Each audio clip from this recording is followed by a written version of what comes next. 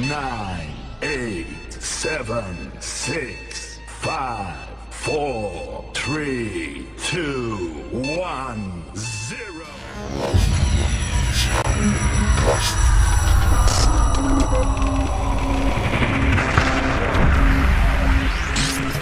Assalamualaikum murid-murid, apa khabar? Ustaz doakan agar murid-murid semua berada dalam keadaan sihat hendaknya. Alhamdulillah, pada hari ini 12 hari bulan 10 2021 bersamaan dengan hari Selasa, insya-Allah kita akan teruskan pelajaran kita, pelajaran pendidikan Islam tahun 2 dalam bentuk PDPR, iaitu Ustaz akan memberikan video pengajaran pada murid-murid semua.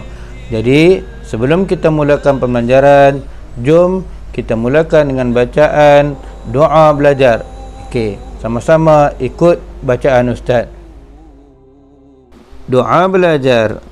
Bismillahirrahmanirrahim. Allahumma aftah alaina hikmataka wanshur alaina min khazaini rahmatika ya arhamar rahimin.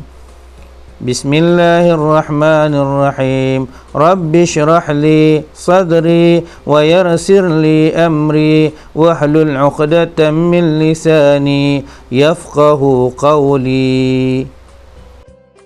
Baik murid-murid, hari ini kita akan belajar pendidikan Islam tahun 2, iaitu unit yang ketiga dalam tajuk Nabi Muhammad sahabat sejati dalam bidang sirah.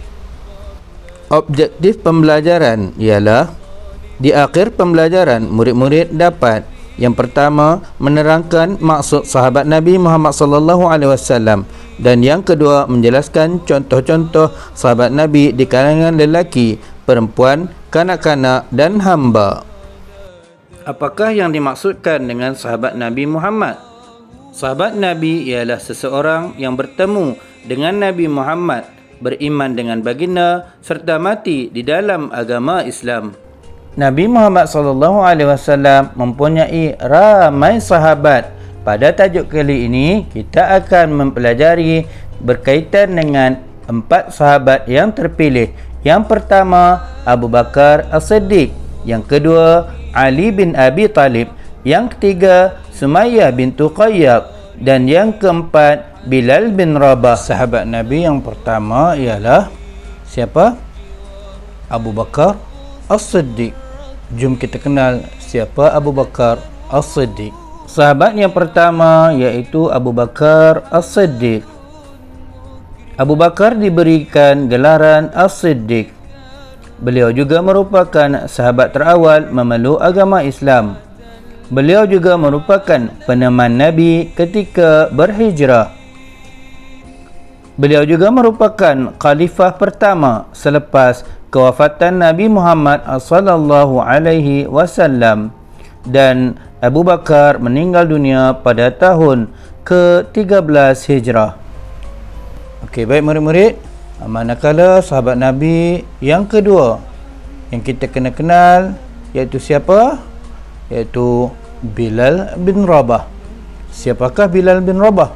Jom kita kenal. Sahabat Nabi yang kedua iaitu Bilal bin Rabah. Bilal bin Rabah merupakan muazzin Rasulullah sallallahu alaihi wasallam. Muazzin ialah orang yang mengalunkan azan. Beliau juga merupakan hamba terawal memeluk Islam. Beliau disiksa, dijemur di padang pasir dan diletakkan batu di atas dada. Beliau menyertai perang Badar dan juga meninggal dunia pada tahun ke-20 Hijrah. Seterusnya, sahabat Nabi yang akan Ustaz terangkan dan ceritakan pada hari ini ialah tentang seorang wanita yang bernama Sumayyah binti Qayyad. Siapakah Sumayyah binti Qayyad? Jom. Sahabat Nabi yang ketiga iaitu Sumayyah bintu Qayyad. Sumayyah merupakan wanita pertama yang mati syahid. Beliau juga merupakan ibu kepada Ammar bin Yasir. Beliau dan suaminya Yasir bin Amir dibunuh dengan kejam. Beliau juga disiksa dan dijemur di padang pasir seperti Bilal bin Rabah. Dan beliau meninggal dunia sebelum hijrah.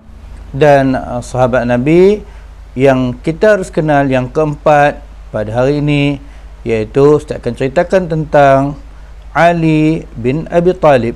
Siapakah Ali bin Abi Talib? Jom kita kenal. Dan sahabat Nabi yang keempat, yang terakhir pada hari ini ialah Ali bin Abi Talib. Ali bin Abi Talib ialah sepupu dan menantu Nabi Muhammad sallallahu alaihi wasallam. Beliau juga merupakan kanak-kanak yang pertama memeluk Islam. Beliau juga merupakan khalifah Islam yang keempat dan juga merupakan seorang panglima Islam yang gagah dalam peperangan dan meninggal dunia pada tahun ke-40 Hijrah. Sekarang mari kita lihat akhlak Nabi Muhammad sallallahu alaihi wasallam dalam bersahabat. Pada satu ketika Abu Hurairah sangat lapar. Rasulullah sallallahu alaihi wasallam mengetahui hal itu dan mengajaknya ke rumah baginda. Rasulullah sallallahu alaihi wasallam meminta beliau menghidangkan susu kepada para sahabat yang lain terlebih dahulu. Kemudian barulah Rasulullah sallallahu alaihi wasallam meminum susu yang masih berbaki di dalam bekas itu. Kesimpulan dari kisah tadi ialah Nabi Muhammad sallallahu alaihi wasallam sangat memahami para sahabat baginda. Beliau juga sentiasa prihatin terhadap para sahabat. Beliau suka mengutamakan para sahabat terlebih dahulu.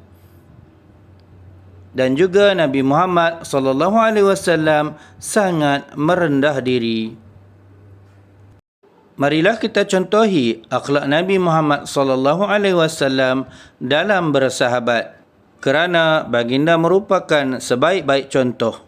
Nabi Muhammad sallallahu alaihi wasallam menziarahi Sa'ad bin Abi Waqqas ketika sakit.